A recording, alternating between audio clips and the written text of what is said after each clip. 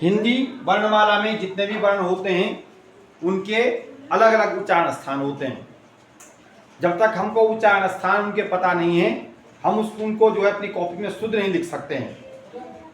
ठीक है, जैसे शुद्ध उच्चारण करेंगे तो निश्चित रूप से हम शुद्ध लिखेंगे। जैसे सुलेख है, हमको कॉपी में सुलेख लिखना है, तो सुलेख सौ का उच्चारण किससे हो रहा है? दांतों से हो रहा है, तो यहाँ पर दंत सौ काम आएगी, दंत सौ लिखी जाएगी। 100। हमको षटकोण लिखना है, षटकोण मूर्धा से बोली जा रही है, मूर्धा से बोली जा रही है, तो पौ वाली सौ जिसको मूर्धन्य सौ बोलते हैं, ठीक है, वो लिखी जाएगी। अगर हमको क्या लिखना है, क्या लिखना है? सलजम लिखना है, तो तालु से बोली जाने वाले माने तालव्य स्वर लिखी जाएगी।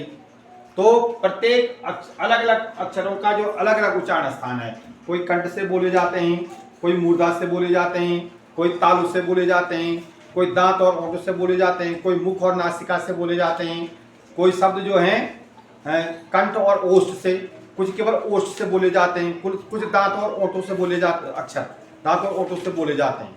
समझ में आ गया? तो ऐसे ही सबसे पहले हम कंठ से बोले जाने वाले जो अक्षर हैं, कंठ से कौन कौन अक्षर बोले जाते हैं?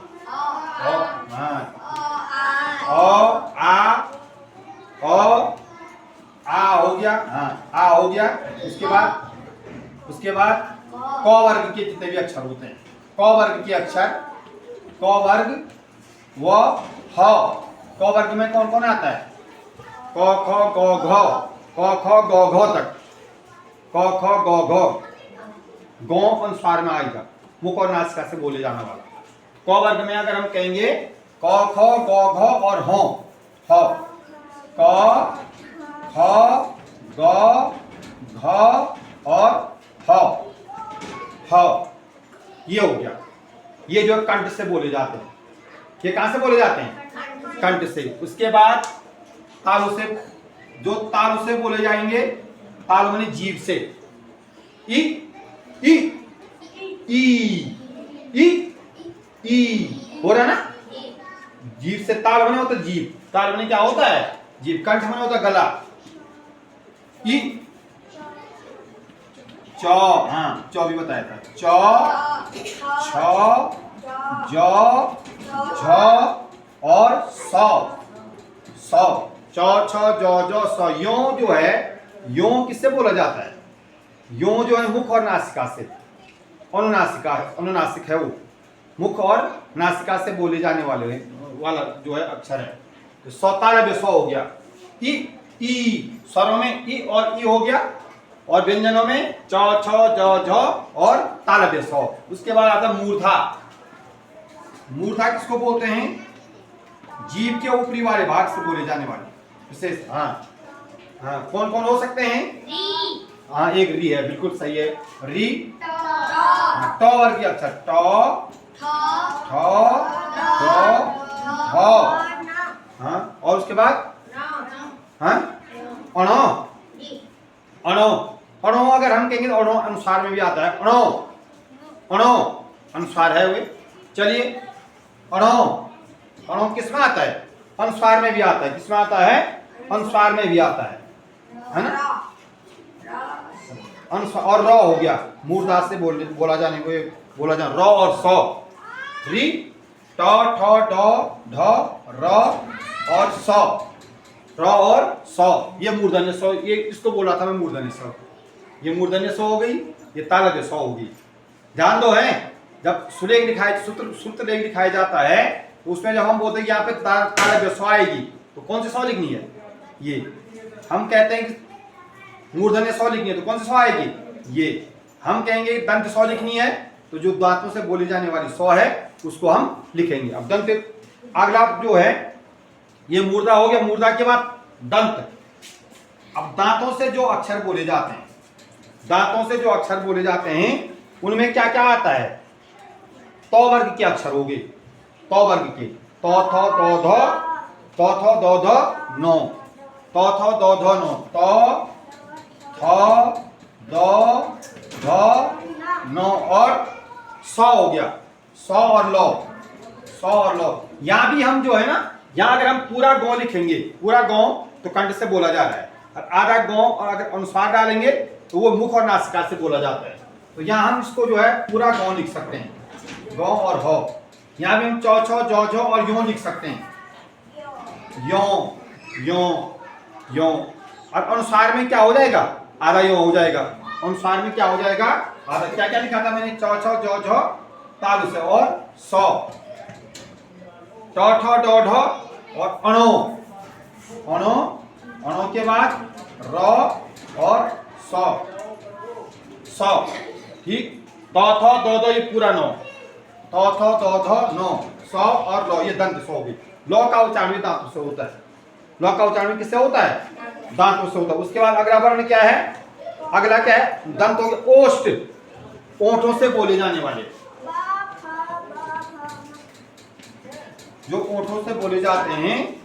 क्या क्या हो सकता है, वो और ओंठों से हैं, पौ, हाँ पौ फौ बो भो नहीं, हाँ पौ वर्ग के जितने, उ और उ, उ और उ, ठीक बोल रहा है, उ उ पौ फौ बो भो और मो, पौ फौ बो भो मो, ये उससे बोले जाते हैं, किससे, ओंठ से। ओंठ के बाद कौन सा आएगा, ओंठ के बाद वो ये ओष्ठ हो गए, मुख और नासिका से, मुख और नासिका,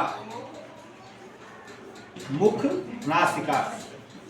जो कंठ से बोला जाता है इसमें अहो भी आता है, विसर्ग वाले जो अहो, जैसे प्रातः अहो, अहो भी आता है इसमें, अहो प्रातः, कंठ से प्रातः, प्रातः अहो, अहो अहो। ठीक, मुख और नासिका से, जो मुख और नासिका से बोले जाते हैं, हैं मुख और नासिका से बताओ, हाँ यो, हाँ यो, यो हो गया, अच्छा यो है, यो रो। मुख और नासिका से जो शब्द, जो अक्षर बोले जाते हैं, यो तो तालु से बोला जाता है, यहाँ छूट दिया हमने, यो तो तालु से बोला जाता है, यो यो। मुख और नासिका से जैसे ना, गौ हो गया, आधा गौ हो गया, यो हो गया, आधा अणो हो गया, आधा नो हो गया, आधा मो हो गया, अंग हो गया, अनुस्वार। जो अंग है अनुस्वार, वो मुख और नासिका से बोला जाता है। ये हो गया गौ, यो, अणो, लो, नो, मो, पौ। ठीक हो गया। अब जो दांतों और ओठों से बोला जाता है, दांतों और ओठों से, कंठ और तालु से, कंठ और तालु से, जो कंठ और तालु से जो बोलेंगे, कंठ और तालु से बोले जाने वाले, कंठ तालु से ए और आई, ए और आई, ए और आई, ए और आई, ये कंठ और तालु से बोले जा रहे हैं। कहां से बोले जा रहे हैं, कंठ और तालु से बोले जा रहे हैं। अब आते हैं कंठोष्ठ, माने कंठ और ओंठ से, कंठ और ओंठ से ओ और औ, कंठ और तालु से क्या हो गया, एक क्या हो गया, ए और आई। और कंठ और ओंठ से, कंठ और ओष्ठ, यहीं पर लिख देता हूं मैं, कंठ और ओष्ठ से बोले जाने वाले कौन कौन बताया अभी, कौन कौन बताए, जो कंठ से और ओष्ठ से, ओ और औ, ओ और औ, ओ और औ जो है कंठ और ओष्ठ से बोले जाते हैं। अब एक लास्ट रह गया है दंतोष्ठ, तो दांत से और ओंठों से, वो और फौ, वो और फौ, दंतोष्ठ। कहां पे लिखूं, यहाँ पे लिख दूं, इसको नीचे से उतारना है, दंतोष्ठ, दांतों और ओंठों से, ये हो जाएगा वो और फौ, वो और फौ। वो भी बोला जाता है और फौ भी बोला जाता है, दांतों और ओंठों से। ठीक है ना। और